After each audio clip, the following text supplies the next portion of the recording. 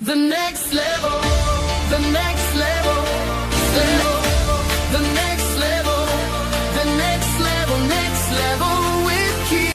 So you tell me, who's around you? Who makes it happen for you? Who do you call when you're having difficulty? A lot of you sometimes you have what you call your kids, and they're smart. They know about these tech stuff and these devices, how they work. And you have mom and dad or big sis, big brother saying, "Hey, help me with this, help me with that. Help me with my Instagram page or help me with my Facebook page. Can you help me set up my this?" And guess what happened? They're not paid. They're glad to help you. How many times if you actually get help from your circle? I don't understand how powerful that is. All right. I remember my dad. So funny because I remember when he, yeah, of course, got older and my mom was not so well physically, and for him it was very difficult for him to manage her. And I remember I said, no, I have to live with my mom and dad because I'm seeing where they're struggling. And so at the time, I was the only one that was not married. I was a free bird in a way. So I'm like, you know what, I can flex more. So I went to live with them for a while. And it was say, Keith, can you find me this station on the radio, this channel here? Right? That he couldn't find. I was like, oh, no problem. Oh, can you set my watch for me? The one, those cellar watches, what I'm saying? He didn't understand how to use it. I was like, okay, no problem. I'll set it for him. Those small things. I was in his circle.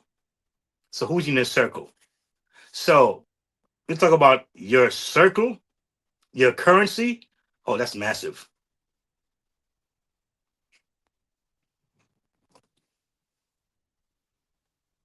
Yep, your circle.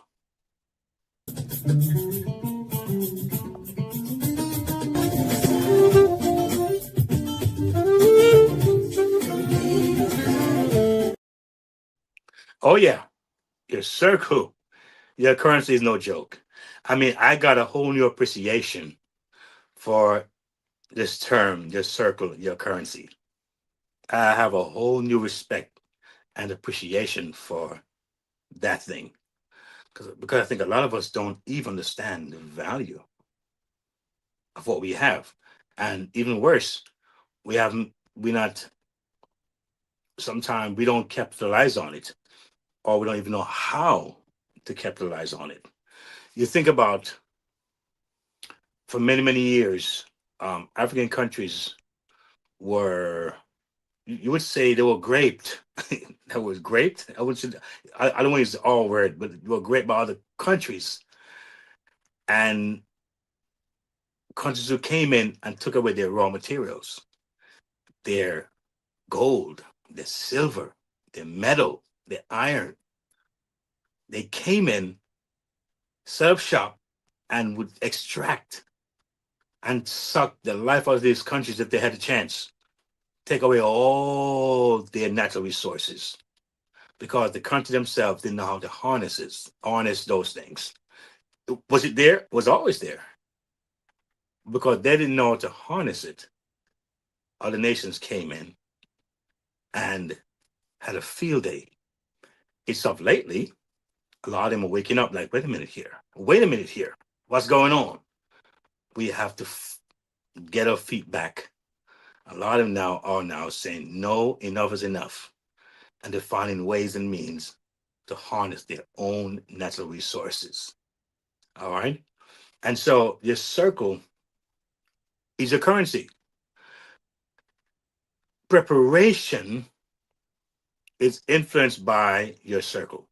And some people, you hang around them, they were like, oh, this AI stuff, oh, I'm not bother with these things. And I tell you, some people, I mean, God bless them. They're so, I would say, panicky and scary and scared that all they can see is God coming back. God coming back. So they're not planning for the next 2, 3, 4, 5, sorry, 10 years. They're not planning for that. They don't see that in their vernacular at all. There's no way they see the world for the next 5, 10 years. They see it's going to end. There's no way. See, I grew up in church, and I hold many of my foundational truths, many of my foundational ideals, beliefs, is rooted in the Bible. It says a whole lot of things. And one thing it tells me to do is to occupy until he comes. Occupy until he comes. It means to stay busy, stay active. We're made to have dominion.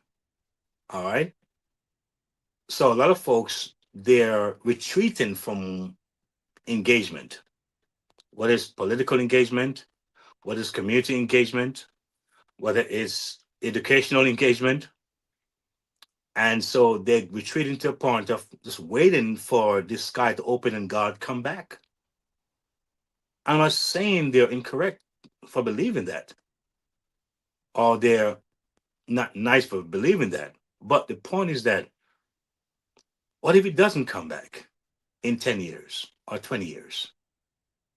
You know, I remember I was 20 when I could have sworn, based on what I was hearing around me. Remember my circling and my circle, my influence, what I was hearing in the churches, the older folks, was that this God was going to come back definitely before I get married. I was sure that I was not going to get married based on what I was hearing. It was going to come back before I got married. That's the way it sounded. So I was like, I better get married quickly because I don't know if I have much time. My circle, they weren't bad people, but here am I, not just only married, but have kids that's older than that, close to that age. How do you explain that? Well, will they have kids one day too? Make me grandfather? That's the reality. So what if it doesn't come back? What happens then? All right. So the point is that your circle, the way they speak to you, the way they communicate to you, the way they influence you, is significant, and you have to be very cognizant of that. You got to be aware of that. So three mistakes many make. All right. One, staying in the same professional bubble. Stay in the same professional bubble. If everyone around you dismisses change, you may do the same thing too. If your circle's saying, let's stay where we are, hold on for dear life, hope for the best, don't make changes, you may find yourself doing the same thing too. Number two, knowing what to do, but delaying. I start after this busy season. That season rarely ever ends. You never start. Three, underestimating small habits. Reading one article weekly, learning one tool monthly, making one new connection weekly. Tiny disciplines build massive advantage. You have no idea how much I appreciate you who leave a comment on my videos. And I try to spend time to read all of my comments. I'm not saying I can in the future if they get to be that many, but I try my best to reach all your comments. And I would sometimes respond and reply. I think it's shown value that I care about you. It means a whole lot because you don't have to. There's so many things online you could be doing or watching or seeing other than spending time here, right, on the next level with Keith. So it means a lot. And I'm so much more excited when I see you saying, I'm making a change. I'm thinking about a change. I'm shifting some things around. I'm seeing what I wasn't seeing before.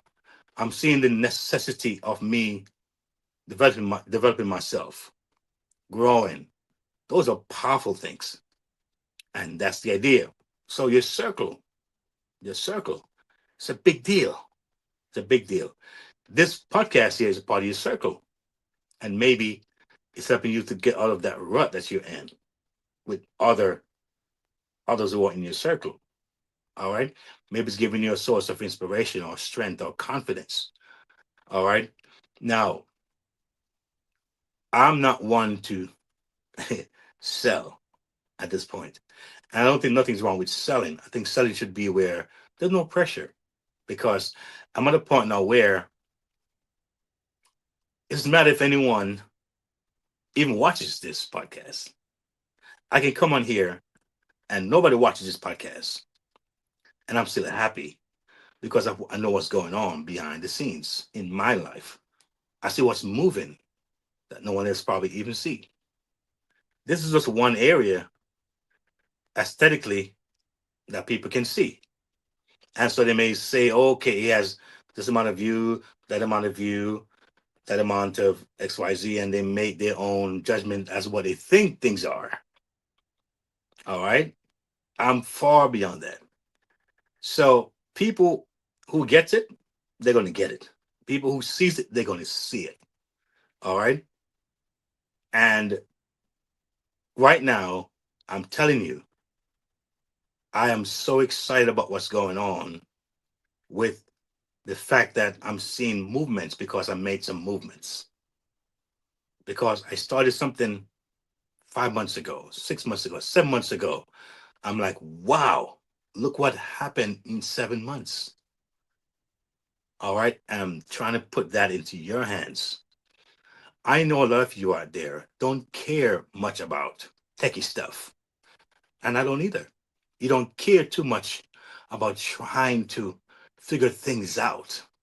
You've been to the school, you've been to college, homework, assignments, research, papers, plus your kids' school and their homework and their paper. Some of you feel like you've gone to school 10 times already because each kid was a schooling for you. And you're like, I've had it. Can I do something that won't exhaust me? I won't cause me to be out of my element of relaxation and my element of just moving at my own pace. I have the perfect things for you here in on this particular site. I want you to just check it out because that's what I'm experiencing. All right, the passive income hub. I'm telling you, you gotta check it out and see what's in there. All right, that's your job. Is to be a little curious, right? I'm gonna say it right. That's your job. Be a little curious. All right, and see for yourself. All right. I mean, I tell you, you see, I wrote a book, and you know that was tedious. It really wasn't easy. I'm talking much easier than that. Far easier than me trying to write a book. All right. Now, I must give you some reality. There are people today who are writing books with AI within minutes. A new book, a new program, a new workbook. I mean, a new ebook within seconds, done. I'm talking about I wrote it with a pencil and pen. I didn't use AI to write the book. That was hard. I wouldn't say hard. I mean, it took something out of me. I had to be disciplined enough, all right, to go through the process. And I think I wrote it like 2 or 3 times, all right? The reality is that, folks, the reality is that I'm talking easy ABC stuff here. That's where I'm pointing you. And as I get older, I want it to be easier. If I wear shoes, I want it to be more comfortable. All right. It's just the way it is. All right. I think we share the same. I think you can identify with me that you want the same kind of approach. I'm not trying to burn yourself out, burn the midnight oil at 40, 50, 60. You don't have to because of what the world is presenting to us. It's up to us to not be afraid and step into it. And we see how we can actually become successful. All right. So that's what I'm trying to really bring out in this podcast. because the job world for many is scary. And in the winter of your life, 40, 50, 60s, going to your winter, it's the last time you want to be dealing with job losses, not being prepared, not having that side income. That's the last thing you want to happen. Many of you have had savings and you feel comfortable, and that's a good thing. But one or two bad incidents can wipe that out. It really can. So there are ways you can actually get income that is perpetual. It goes on and on because the bills are perpetual. All right, they're passive. They're always coming. So get passive income to match it. And so the others like me who have gone out and did the hard work, the hard digging. I listened to my coach and my mentor here, and one thing I realized is that she sent something to me and said, "I'm not here to be your leader in that sense. I'm not here to do what you're supposed to do your job, but I'm here to give you a scope and better understanding of what you have to be able to leverage it, understand it." Right? Her job is to give me the tools and give me some directions. All right, how to manipulate and manage those tools effectively. Makes sense. All right. For me, sometimes it's uncomfortable, but it doesn't mean it's a bad thing because uncomfortability sometimes it breeds you growing. All right.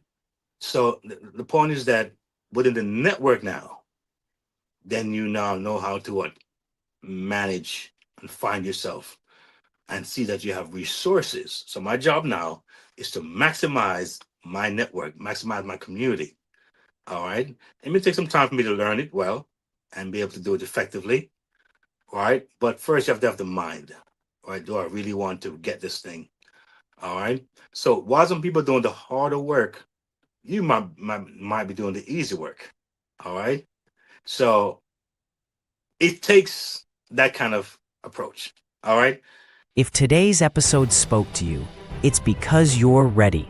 Ready for your money to work for you. Ready for practical steps, not just motivation. Ready for faith-led financial freedom. Ready to build stability, peace, and confidence for your family. You're not alone on this journey. The Next Level isn't just a podcast. It's a movement toward freedom, one episode at a time. Stay connected. Listen anytime at podcast.keithmerritt.com. Explore the Next Level Movement Hub. Subscribe on YouTube at Keith Merritt. Like, share, comment. Your engagement helps this message reach more families. Take your next step. Visit keithmerritt.com/impact/the next level. Subscribe for the latest blog from the Freedom Resource Hub and join the Next Level Resource Network. Choose the hub that fits your journey. Music and speaking, family protection, digital learning, passive income, or Keith's book and reading hub. Press play. Take action. Your next level is calling.